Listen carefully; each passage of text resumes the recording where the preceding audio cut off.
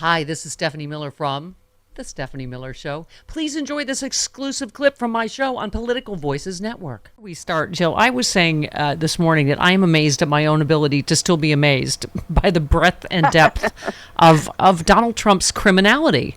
Right? I mean, of course, John Dean and others said, this is way worse than Watergate, but we passed that quite some time ago, didn't we? We did, and he's committing crimes as we are talking right now. He just intimidated a witness. He posted a threat. He shouldn't. This is to the lieutenant governor who was testifying. He's going to testify. He shouldn't, he wrote. Yeah. That is a violation of the terms of his release from the D.C. case.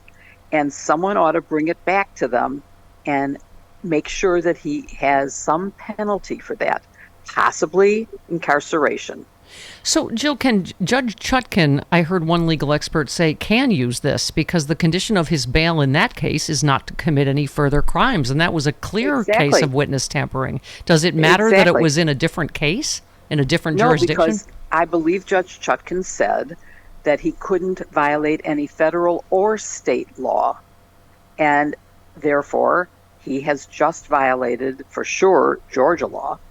And I just don't see how you can keep ignoring his continual threats. Yeah. And his threats lead to violence. We know that from January 6th. We know that from the shooting at a FBI office, which resulted in the shooter being killed.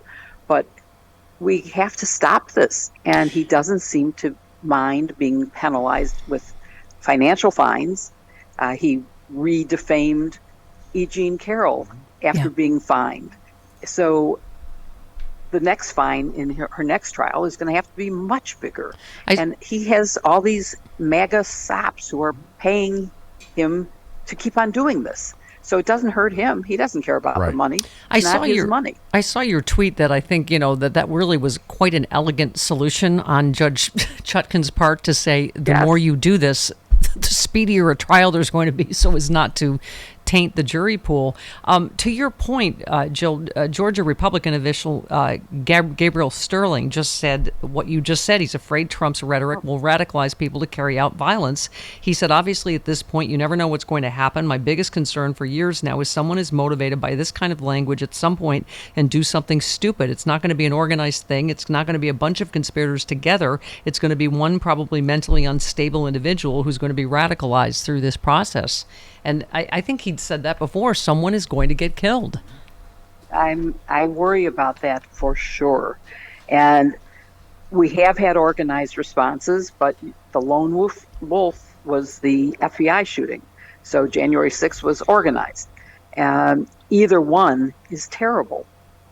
Jill, talk to us about this RICO indictment. What were you surprised at anything in this, at the breadth of this, at the amount? So it's 19 individuals. It's multiple felonies in terms of a RICO charge. John Dean also said he thought for sure Mark Meadows and Giuliani are going to flip like he did on Nixon. What do you think? I think there are so many people who can flip in this. But obviously, Giuliani and Meadows have more information than the people who were in on just, for example, the fake elector scheme. So they would be prized witnesses.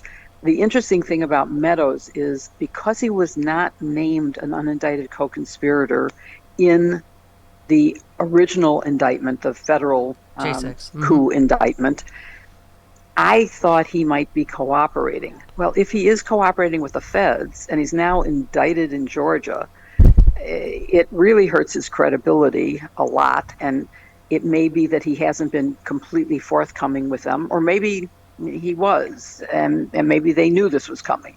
There's a lot of things we don't know that will unfold, and I'm one of those people who doesn't like predicting the future when it's going to unfold in front of us within months. So I think we may have to wait and see, but all of them are candidates because the RICO law has a 5-year minimum sentence attached to it. If any of them is convicted, they will have a 5-year penalty, some of which will have to be incarceration. And in Georgia, even if there was a change to the law and there could be a pardon, unless they change the law that says you cannot be pardoned until you have served your full sentence. They can't be pardoned right away. So so that's a it's motivator. It's a real motivator for cooperation. Don't you think? Yeah, I do. So talk to us about overlap between Jack Smith January 6th case and Georgia. Some of the same people, this newly released Co-Conspirator 5 memo, by Ken Cheeseborough, handed Jack Smith key criminal scheme details. In one expert said, in assessing the legality of what Cheeseborough and his associates were proposing, we should think of these fake electoral certificates the same way we would counterfeit money. What Chesborough, Trump, Eastman, and the rest of the alleged conspirators wanted Pence to do seems equivalent to passing phony money. Ultimately, Chesborough's memo highlights a theme of the Trump indictment in corrupting the legal profession in the service of one man, a coup attempt, and illicit political power. So how do they overlap or not? Because obviously it's some of the same defendants, correct? It is, and some of the same witnesses against those people will have to testify. So there will have to be coordination of the trial dates in order to avoid the impossibility of witnesses being in two courts at the same time. So that has to be coordinated. But this is not double jeopardy, and it's not unfair. I don't agree with Ruth Marcus's conclusion that maybe, even though it's legal for the state to indict, that it's overkill. I don't think it is. Yeah. The state has to vindicate its own interests, and the state law is different. RICO is much broader. It allows telling the full story of the conspiracy to overturn our election, to undo our democracy, to tumble the pillars of our democracy. And so I think it's an important case that needs to be brought. And there will be different elements of proof that go beyond what Jack Smith included in his indictment.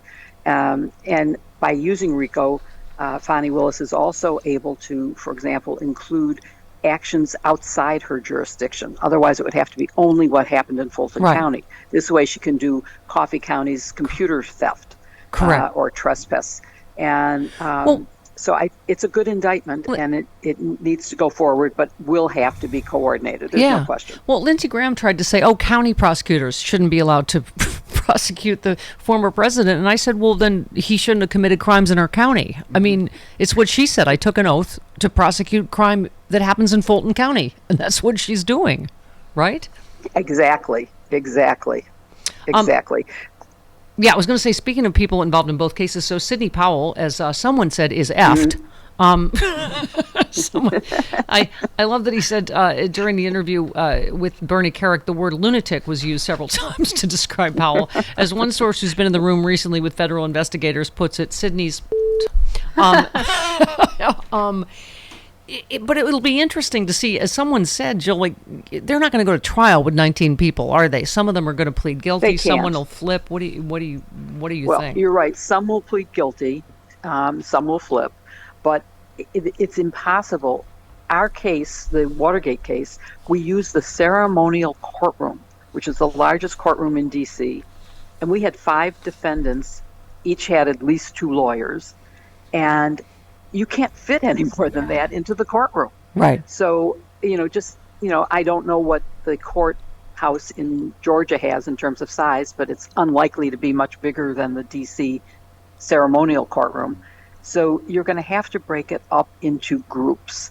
And I think that if you think of this, Barbara Quaid said last night, it's sort of like chapters of a book. Mm-hmm. So you have the chapter about fake electors. You have the chapter about the pressure on Mike Pence. So if you look at who's indicted on those counts, you can put them all in one case and try them, and the ones who are in another case separately. But it's not going to be 19 because they'd be fools not to start plea negotiations and flip. So some of them will.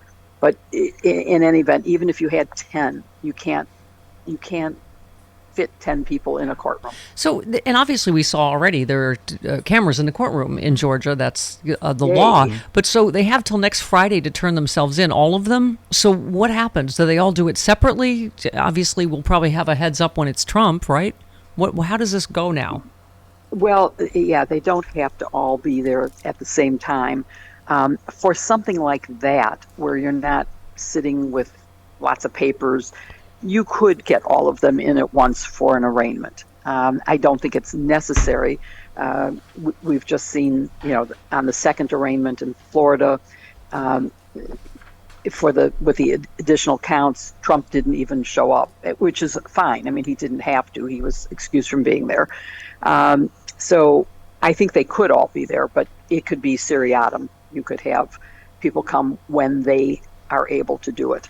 It's Right. not a big deal. So we've already heard there will be a mugshot. Does this also mean handcuffs? It could. I mean, the sheriff has sort of indicated he's no special person. Right. And I mean, it's. Yep. I think everybody is saying it's about time. All right. But it's what Georgia does, so Yep. good for them. Yep.